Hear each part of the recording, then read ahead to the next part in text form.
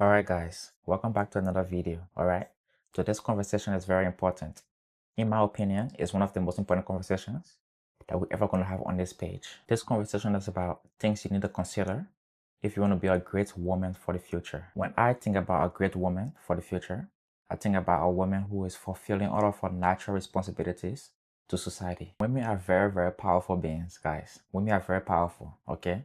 It's just a shame that most of our women these days do not recognize, they do not acknowledge how much power they carry.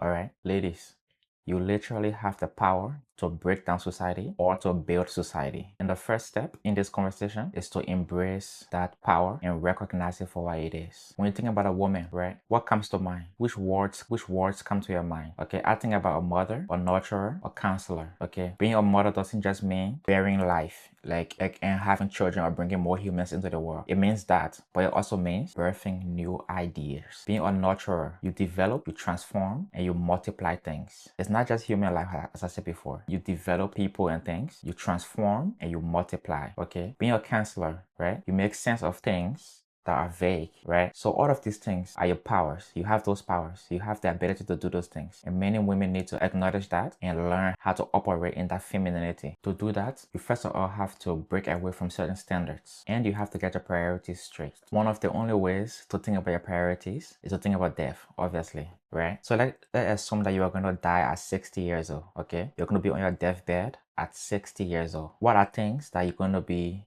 proud of?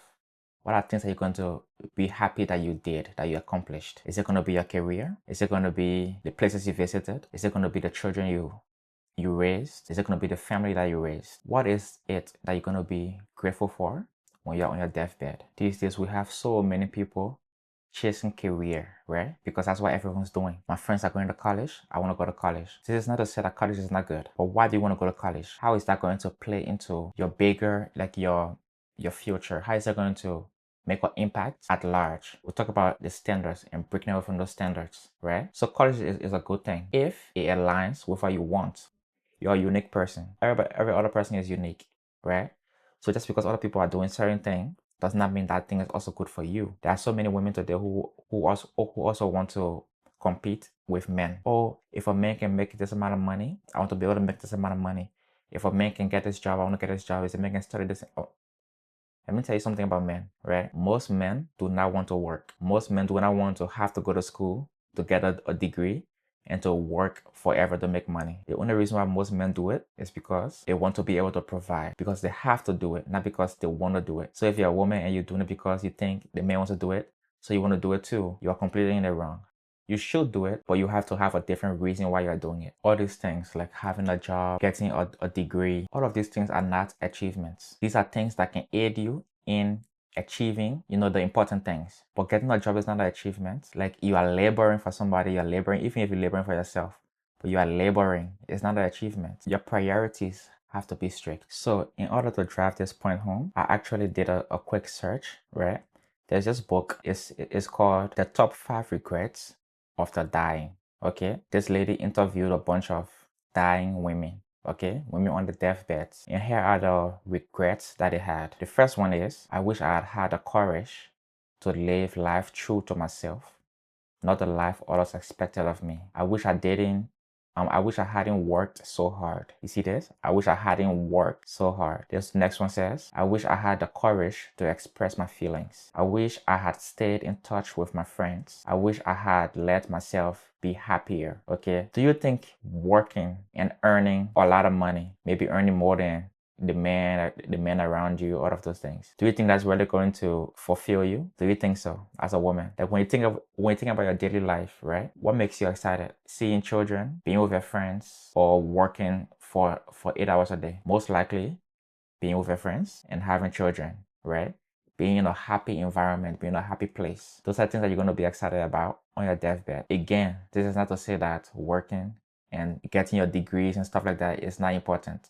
It's important if you need to do it for what you want to do in your future. You have to set yourself up to have children in a stable environment. Okay, that's my next point. You have to set yourself up to have children in a stable environment. Now you might say, not everybody wants to have children. Yes, true. Not everybody wants to have children, but many people are having children right now and they're not in a stable environment.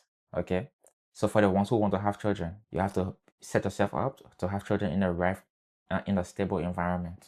And what is a stable environment for children? A mother and a father living together in the same house. I'm not saying you have to be married, but that's what I would suggest. Okay. Being married before having children. Now you might say, but even if I want to be married, how likely am I to find a good man to be married to have children? If you are a woman who's operating in your feminine, okay, you have all of these attributes that I mentioned before. Being a mother, like a motherly person, being a nurturer, being a great counselor, you will not have problem finding a good man. Okay, men will line up for you. Now you have to be the one to use your own discernment to be able to find the best person for you.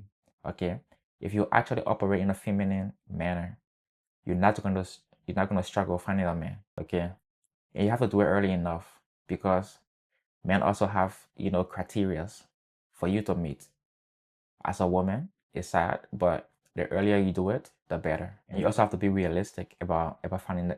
You also have to be realistic about finding a partner. Okay, you're not gonna have all these like impossible standards. Okay, most people are average. Most people do average things. Okay, find yourself the average man, settle down with him.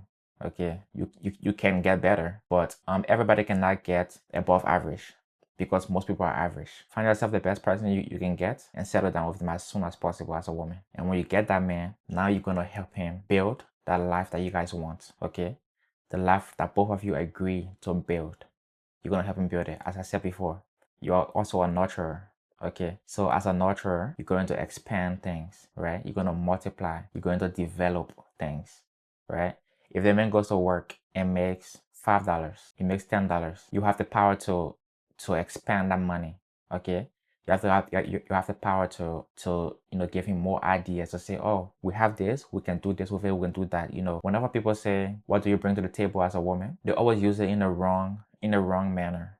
Okay, but what you bring to the table as a woman is your femininity, your ability, your judgment, your ability to look at things, your discernment, right?